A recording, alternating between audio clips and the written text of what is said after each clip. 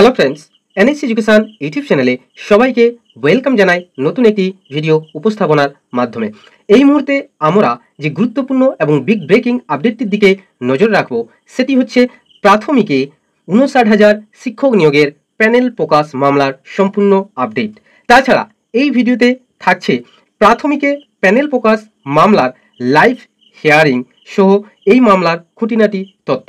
গত ২৮শে জুন এই মামলাটি কলকাতা হাইকোর্টে মাননীয় বিচারপতি হরিশ টন্ডন ও মাননীয় বিচারপতি প্রসেনজিৎ বিশ্বাসের ডিভিশন বেঞ্চে ৬২ নম্বর সিরিয়ালে লিস্টেড ছিল। বিচারপতি দয়রা এই প্রাথমিক প্যানেল প্রকাশ মামলার কী রায়দান প্রদান করলেন গতকাল, সেটা আমরা জানব। এই মামলার যে বিচারপতি দয়রা কিরূপ মনোভাব প্রেরণ করলেন বা পোষণ করলেন এই মামলায়, সেটাও আমরা আজকের এই ভিডিওতে জানব। এই মামলার নেক্সট হিয়ারিং ডেট কবে রয়েছে বা কত নম্বর সিরিয়ালে লিস্টেড থাকতে পারে সেটাও কিন্তু আমি তোমাদেরকে এই ভিডিওতে জানিয়ে দেব। তো A to Z বিস্তারিত আলোচনা করব এই ভিডিওর মাধ্যমে। তার জন্য তোমাদেরকে লাস্ট পর্যন্ত ভিডিওটি দেখার অনুরোধ রইল, সবাইকে কোনো রকম স্কিপ না করে। যদি এই ভিডিওটি ভালো লাগে এবং ইনফরমেটিভ মনে হয় তাহলে একটি লাইক ও শেয়ার করার অনুরোধ রইল সবাইকে। আর আমাদের চ্যানেলে যদি নতুন হয়ে থাকো তাহলে চ্যানেলটিকে সাবস্ক্রাইব করে পাশে থাকা বেল আইকনটিকে প্রেস করে রাখো এই ধরনের নিত্য নতুন আপডেট সবার আগে ও সবার প্রথম পাওয়ার জন্য। প্রথমে এই মামলাটি সম্পর্কে একটু আমাদেরকে জেনে নিতে হবে। তারপর গত ২৮শে জুন যে হিয়ারিং হয়েছিল সেই নিয়ে বিস্তারিত কিন্তু আলোচনা করব এই ভিডিওতে। প্রথমে এই মামলাটি একটু ধারণা তোমাদের প্রত্যেকের কাছে শেয়ার করে নিই।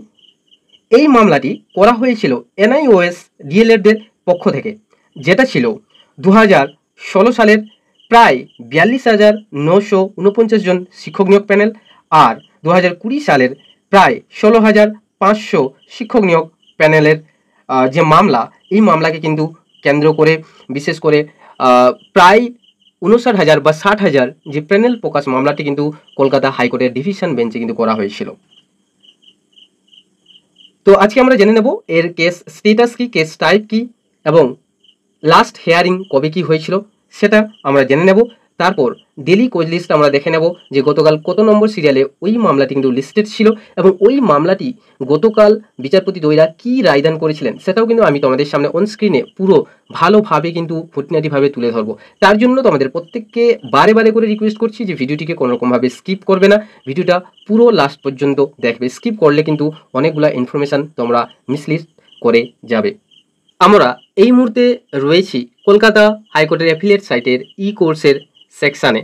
তো যেখানে আমরা এই প্রাইমারি শিক্ষক নিয়োগ প্যানেল প্রকাশের যে কেস টাইপটা দেখে নেব।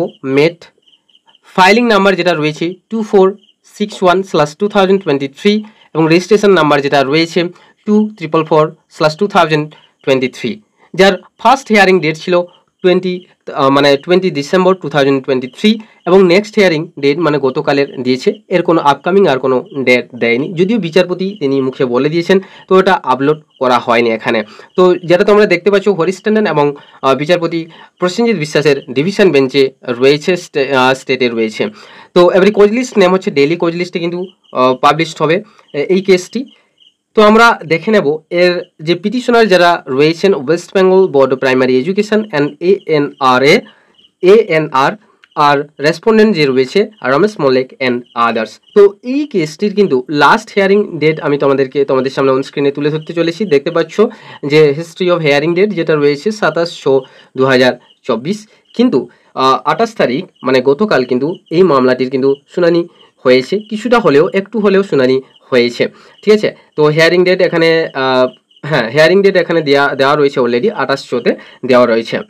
তো এখানে কোনোরকমভাবে আর অর্ডার কপি বা জাজমেন্ট কপি আসেনি, তোমরা দেখতে পাচ্ছ। তো আমরা চলে যাব সেই গতকালের যে মামলা তার ডেলি কোজ লিস্টে, যে 28 জুনের যে ডেলি কোজ লিস্ট আমি তোমাদের সামনে দেখাবো এবং সেই মামলাটিকে পুরো ধরে ধরে কিন্তু মানে এই প্রাইমারি প্যানেল প্রকাশ মামলাকে কিন্তু পুরো ধরে ধরে কিন্তু বিশ্লেষণ করব তোমাদের সামনে অন স্ক্রিনে।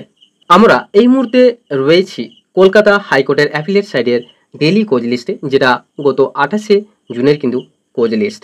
তো এই কোজ লিস্টে আমরা আজকে সব কিছু জেনে নেব যে প্রাথমিকে যে প্রায় 59,000 শিক্ষক নিয়োগের যে প্যানেল প্রকাশ মামলার সম্পর্কে। তো এই মামলার রায়দান গতকাল কি হলো? যদিও এই মামলাটি কলকাতা হাইকোর্টের ডেলি কোজ লিস্টে অনেকটা কিন্তু ব্যবধানে ছিল, যেটা তোমরা অনস্ক্রিনে কিন্তু দেখতে পাচ্ছ, অনেকটা কিন্তু ব্যবধানে রয়েছে। এবার এই ডেলি কোজ লিস্ট নাম্বার যেটা রয়েছে 62, সেটা আমি তোমাদের সামনে অনস্ক্রিনে এই মুহূর্তে তুলে ধরবো। দেখতে পাচ্ছ 62 ম্যাট/2444/2023 west Bengal board of primary education and ANR versus Ramesh Mallick and others. ঠিক আছে, তো কিন্তু গতকাল ঘটনাক্রমে অনেকগুলা মামলার কিন্তু হিয়ারিং বা শুনানি হয়নি, কারণ এইসব মামলার পিটিশনারের তরফ থেকে বা মামলাকারীর তরফ থেকে যে অ্যাডভোকেট কেউই কিন্তু উপস্থিত ছিলেন না। গতকাল এই মামলার হিয়ারিংয়ের সময় মাননীয় বিচারপতি হরিশ ট্যান্ডন পিটিশনার বা মামলাকারীদের প্রতি যথেষ্ট রুষ্ট হয়ে উঠেছিলেন। তিনি কিন্তু সন্তুষ্ট প্রকাশ করলেন না, তাদের বিরুদ্ধে তেমন একটা ভালো মনোভাবও পোষণ করলেন না। একদম শুরুতেই প্রাথমিক শিক্ষা পর্ষদের তরফ থেকে কথা বলছিলেন সুবীর সান্যাল মহাশয়। তো তিনি প্রথমেই বলেন যে মাই লর্ড, ইতিমধ্যে যে ইন্টারিম যে স্টে অর্ডারটা ছিল, সেই ইন্টারিম স্টে অর্ডারটা আমি বা প্রাইমারি বোর্ড যেটাকে বলা যেতে পারে বা পর্ষদ, সেটাকে কি করাতে চাইছে যে এক্সটেনশন করানোর জন্য আবেদন জানাচ্ছি। অর্থাৎ ইতিপূর্বে কলকাতা হাইকোর্টের ডিভিশন বেঞ্চে মানে মাননীয় বিচারপতি সমীন সেনের যে বেঞ্চ কিন্তু প্রাথমিকের ডিস্ট্রিক্ট ওয়াইজ যে প্যানেল প্রকাশ মামলার ওপর কিন্তু সম্পূর্ণ কিন্তু স্টে অর্ডার দিয়ে দিয়েছিলেন, এবং সেই স্টে অর্ডার এখনও পর্যন্ত বর্তমান ডিভিশন বেঞ্চেও এই মামলা দুবার মতন কিন্তু এক্সটেনশন করিয়েছেন। তো কালকের এই মামলায় পর্ষদের তরফ থেকে সুবীর সান্যাল মহাশয় এক্সটেনশনের কিন্তু দাবি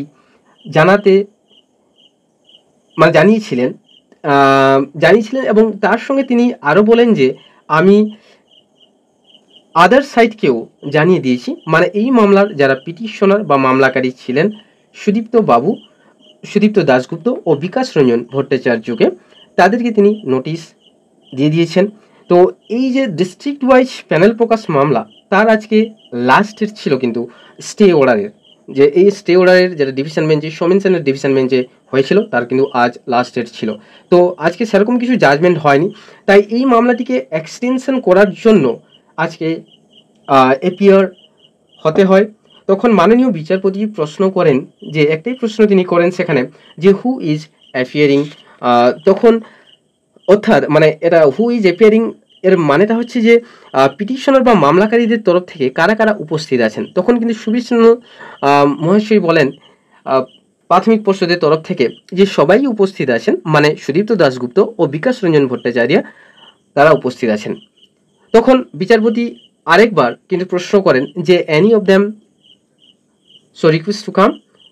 তখন তিনি বলেন যে কেউ যদি থাকে তাহলে তাকে এক্ষুনি এখানে আসতে বলো। সেই মুহূর্তে সুবীর সান্যাল মহাশয় ডাকতে যাচ্ছিলেন তাদেরকে, তখন কিন্তু বিচারপতি বলেন যে ডাকার দরকার নেই, এই মামলাটিকে সোমবার বা মঙ্গলবার যে কোনো একটা দিনে কিন্তু ফার্স্ট আওয়ারে কিন্তু তোলা হবে। তখন সুবীর সান্যাল মহাশয় বলে ওঠেন যে আমরা কিন্তু সোমবার এই মামলাটিকে তুলতে পারবো না, কারণ সোমবার একটু মানে সুবীর সান্যাল মহাশয় একটু নিজেকে অসন্তুষ্টি মনে করলেন, তাই বিচারপতি একটু মামলাকারীদের ওপর মানে সুবীর সান্যাল মহাশয় বা প্রাইমারি বোর্ডের ওপর কিন্তু যেন একটা ক্ষিপ্ত মনোভাব করে উঠলেন, এবং তিনি প্রশ্ন করে উঠলেন হোয়াট ইজ ইউর এন্ট্রিম অর্ডার। তখন কিন্তু সুবীর সান্যাল মহাশয় তিনি কিন্তু জানান যে এই এন্ট্রিম অর্ডারটা যেটা ছিল, যে ডিভিশন যে ডিস্ট্রিক্ট ওয়াইজ